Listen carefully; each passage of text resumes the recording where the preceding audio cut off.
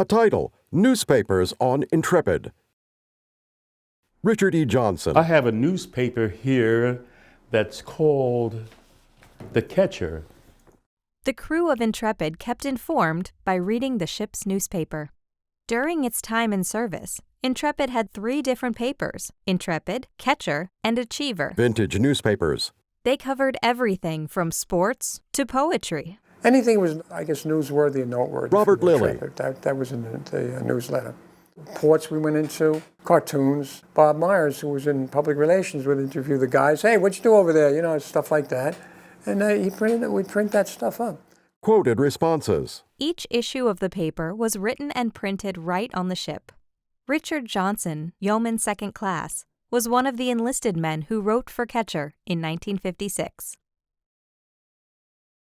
One of the articles I wrote where we won the CNO award, and since I was in operations, I got all the information, so I was able to more or less print it, and it says, Intrepid has been awarded the Chief of Naval Operations Safety Award for airland attack carriers in recognition of her achievement in aviation safety and accident prevention. The Intrepid didn't have any losses at all, which is phenomenal. Bob Lilly, lithographer, 3rd class, worked in the print shop that printed the papers. We'd set up type for the headline and use their copy. Again, setting it up, we'd take a picture of it, negative it, and put it together, and that's how it works. You know. And you take this plate and put it on the press. And it rolls around, you put ink on it, and boom, and you print the job. Each crew of Intrepid left a unique stamp on the paper.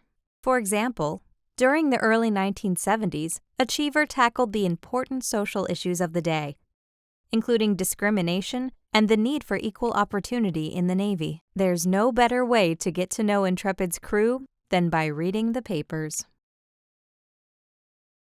After all, this paper was for them.